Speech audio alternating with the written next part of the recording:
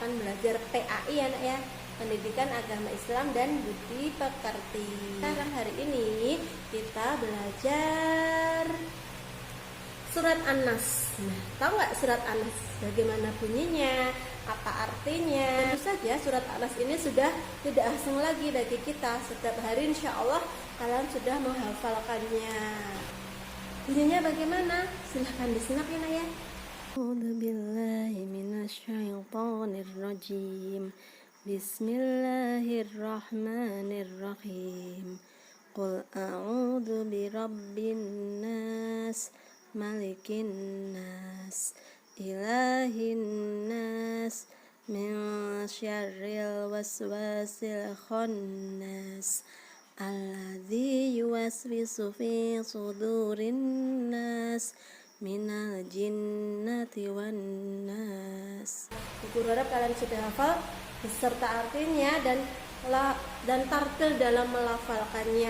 Kalau bunyinya kul itu huruf qaf, benar-benar dari pangkal lidah. Kemudian bedakan dengan huruf k, nah qaf dengan k. Kemudian bedakan juga lafal sin biasa dengan shin yang tebal. Itu kalian harus bisa membedakan dan sebisa mungkin kalian membacanya dengan tartil. Baiklah, tadi sudah Bu Guru sampaikan surat An-Nas bacaannya seperti apa. Sekarang pesan-pesan yang terkandung dalam surat An-Nas. Kenapa tahu kita disuruh menghafal surat An-Nas? Nah, surat An-Nas ini nak ternyata adalah salah satu dari surat Mu'awwizatain, ya, Mu'awwizatain ataupun surat perlindungan. Ada dua surat perlindungan yaitu An-Nas dan Al-Falaq. Nah, makanya kita ini supaya kita hafal dengan surat perlindungan ini. Perlindungan dari apa, Bu? Perlindungan dari godaan jin, dari bisikan setan ataupun bisikan manusia yang mengarahkan kita untuk berbuat jahat, ya. Nauzubillah min dzalik. Nanti kita surat An-Nas adalah surat ke-114 ataupun surat penutup dalam Al-Qur'an. Kita tahu surat pembuka yaitu surat Al-Fatihah dan ada surat penutupnya yang terakhir atau nomor 114 yaitu surat An-Nas, terdiri dari 6 ayat. Ya, kalian bisa mencobanya nanti. Qul a'udzu birabbin nas ayat 1 sampai yang terakhir itu ada berapa tuh, kalian bisa menghitungnya. Surat An-Nas ini turun di kota Mekah, maka disebut dengan surat Makkiyah. Pesan-pesan yang terkandung dalam surat An-Nas ini diantaranya adalah anak saleh harus berlindung kepada Allah Subhanahu wa Ta'ala. Setiap kita berdoa meminta perlindungan, kita merasa takut dengan apapun, nah kita selalu berlindung kepada Allah. Yang selanjutnya adalah pesan surat An-Nas, anak soleh meminta terhindar dari kejahatan. Nah, kalau kita sudah menghafal, mungkin kita bisa menghafal di pagi ataupun sore ataupun sebelum tidur, kita hafalkan, insya Allah nanti kita akan terhindar dari kejahatan yang datang dari jin maupun dari bisikan. Yang selanjutnya, anak soleh melaksanakan sholat dan berdoa setelahnya. Nah, ini ternyata menjadi pesan dari surat An-Nas.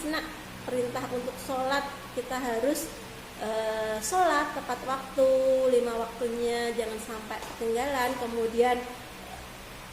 Kemudian kita berdoa setelah melakukan sholat, ya. Usahakan setiap habis sholat jangan langsung meninggalkan tempat sholat.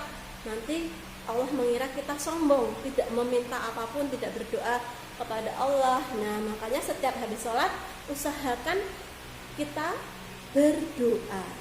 Nah, pesan selanjutnya adalah anak soleh berbuat baik dalam keseharian. Nah, kita dituntut untuk selalu berbuat baik ya nak ya. Karena perbuatan yang baik itu mengandung pahala yang mengantarkan kita ke surga. Selanjutnya, anak soleh mandiri dan membantu orang tua. Nah, untuk perintah mandiri dan membantu orang tua, salah satu pesan dari surat An-Nas. Nah, apakah kita sudah mandiri? Sudah, Bu, mandi sendiri? Ya, tidak seperti itu. Ya, ketika kita ada tugas, kita kerjakan dengan mandiri. Kalaupun belum bisa minta bantuan orang tua, ataupun ketika kita mau makan, mengambil sendiri, tidak meminta tolong orang. Pesan selanjutnya, anak soleh taat peraturan sekolah dan hormat pada guru. Nah, sudahkah kalian taat peraturan sekolah dan menghormati guru? Bu, udah libur bu, nggak sekolah. Meskipun libur, tetapi kan setiap hari ada tugas dari guru-guru kalian. Nah, kalian berusaha mengerjakannya tepat waktu ya nak ya. Kemudian yang pesan terakhir, anak soleh bersikap ramah dan hormat pada tetangga. Ketika ada tetangga yang alhamdulillah mungkin sedang sakit, kita tidak boleh membesuk, tapi kita bisa mendoakannya. Nah, seperti itu tadi bacaan surat An-Nas beserta isi kandungannya ya. Kalian pahami dan bisa mempraktekkan menjadi anak yang solih dan solihah. Oke, baiklah, untuk pekan berikutnya kita akan belajar huruf hijaiyah bersambung di pekan berikutnya. Nah, di ini materinya cukup di sini dulu. Untuk tugasnya, insya Allah kalian sudah hafal semua ya nak, surat An-Nas. Tinggal kalian mengamalkannya ya, diamalkan secara rutin pagi, sore maupun menjelang tidur. Kalian mengamalkan dengan menghafal surat An-Nas. Sekian dari Bu Anis. Wassalamualaikum warahmatullahi wabarakatuh.